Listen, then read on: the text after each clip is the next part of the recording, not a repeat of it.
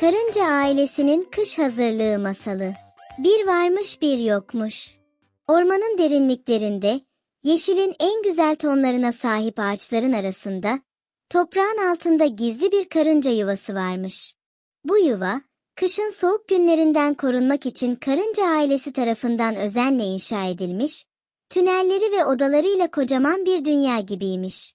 Bu sıcacık yuvaları, yazın sıcağında serin, kışın soğuğunda ise sıcacık olurmuş.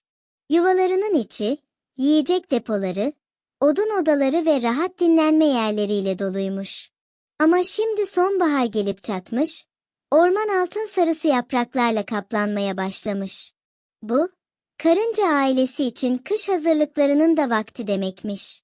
Sonbaharın serin rüzgarları ağaçların dallarını hafifçe sallarken, anne karınca yuvanın dışındaki tünelin ucuna gelip havayı koklamış. Hava biraz serinlemiş, ağaçlardan dökülen yapraklar yerleri örtmeye başlamış. Anne karınca bir iç çekip, "Kış geliyor," demiş içinden.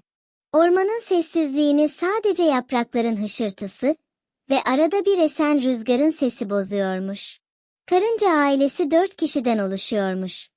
Anne karınca, baba karınca, abla karınca ve ailenin en küçük üyesi olan küçük kardeş karınca. Bu 4 karınca, yaz boyunca çalışmış, yiyecek toplamış ve yuvalarını kışa hazırlamışlar. Fakat kış yaklaşırken, daha yapacak çok işleri varmış. Anne karınca, her zaman yuvalarını düzenli ve temiz tutmasıyla tanınırmış. Kışın zorlu geçeceğini bilir, yiyeceklerin düzenli depolanması gerektiğini sürekli hatırlatırmış. "Yiyeceklerimizi dikkatlice yerleştirmezsek, kışın zor durumda kalırız," dermiş hep. O sabah da güne erken başlamış, yuvalarındaki ambarı kontrol etmiş. Tohumlar yerinde ama birkaç meyve daha toplamamız gerek diye düşünmüş. Baba karınca ise, yuvalarını sıcak tutmak için gerekli olan odunları toplamakla görevliymiş. Kışın soğuk günlerinde yuvalarını ısıtacak odunları bulmak, onun en sevdiği işmiş. Ormanın her köşesini bilirmiş, en kuru dalları, en sağlam odunları toplamak için sabahın erken saatlerinde yola çıkarmış. Abla karınca, ailesine çok bağlıymış ve her zaman yardım etmeye hazırmış. Yiyecek toplamak konusunda oldukça yetenekliymiş. Ormanın en lezzetli meyvelerini bulmak onun uzmanlık alanıymış. O sabah da annesiyle birlikte dışarı çıkıp en taze tohumları ve meyveleri toplamak için hazırlıklara başlamış.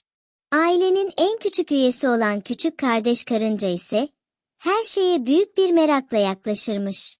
Henüz tam anlamıyla kış hazırlıklarının önemini kavrayamamış ama ablası ve ailesiyle çalışmaktan çok hoşlanırmış.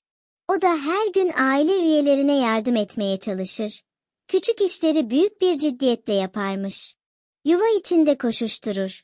Zaman zaman topladığı küçük çiçek yapraklarını büyük bir heyecanla anne ve babasına gösterirmiş.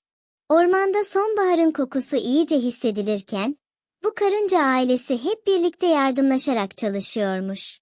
Anne karınca dışarıda yaprakların arasından yiyecek toplarken, baba karınca yuvalarını sıcak tutacak odunları toplamak için uzun yürüyüşlere çıkmış. Abla karınca da sabah erkenden abur cubur ve çürük meyveleri seçerek yiyeceklerin en iyilerini bir araya getirmiş. Küçük kardeş karınca ise etrafındaki doğanın değişimini büyük bir merakla izliyor. Her şeyi öğrenmeye çalışıyormuş.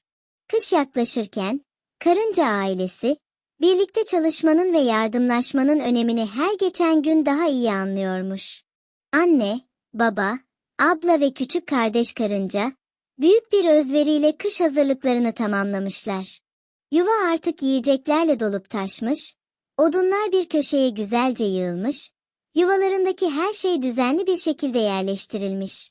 Her biri büyük bir gayretle çalışmış ve işlerini bitirmenin verdiği huzurla derin bir nefes almışlar.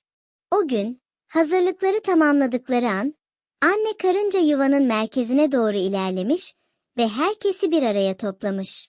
Yorgun ama mutlu bir ifadeyle, "Çocuklar," demiş, "hepiniz harika iş çıkardınız. Birbirimize yardım ettiğimiz ve hep birlikte çalıştığımız için bu kadar güzel bir yuva hazırlayabildik. Hepinize çok teşekkür ederim. Baba karınca da gülümseyerek, "Evet, gerçekten çok çalıştık," diye eklemiş. "Ama en önemlisi, birbirimize destek olmamız. İyi ki böyle bir ailemiz var." Abla karınca, küçük kardeşinin başını okşayarak, "Hep birlikte başardık. Neşeli bir aile olmak her şeyden daha değerliymiş," demiş. Küçük kardeş karınca ise gözlerini kocaman açmış. "İyi ki birbirimize yardım ediyoruz," demiş sevinçle. "Yoksa bu kadar iş nasıl biterdi ki?" Herkes birbirine minnet duyarak sarılmış, aile olmanın değerini bir kez daha hissetmişler. Hazırlıkları bitirmenin verdiği rahatlıkla kışı beklemeye başlamışlar. Ve sonunda kış gelmiş. Dışarıda kar lapa lapa yağarken, ormanın her köşesi beyaz bir örtüyle kaplanmış. Yapraklar tamamen dökülmüş, rüzgar soğuk esmeye başlamış. Ama karınca yuvasının içinde sıcacık bir huzur varmış. Anne karınca, sabah erkenden kalkıp sıcak yemekler pişirmiş. Mis gibi yiyecek kokuları yuvanın her köşesine yayılmış. Ocağın üzerinde buğulanan çorba, taze ekmekler ve topladıkları en güzel meyvelerden yapılan tatlılarla dolu bir sofra kurmuş. Baba karınca, büyük bir titizlikle sobayı yakmış. Sobanın çıtırtıları eşliğinde yuvaları sıcacık olmuş. Anne karınca, çocukları sofraya çağırmış ve herkes birlikte sofranın etrafında toplanmış.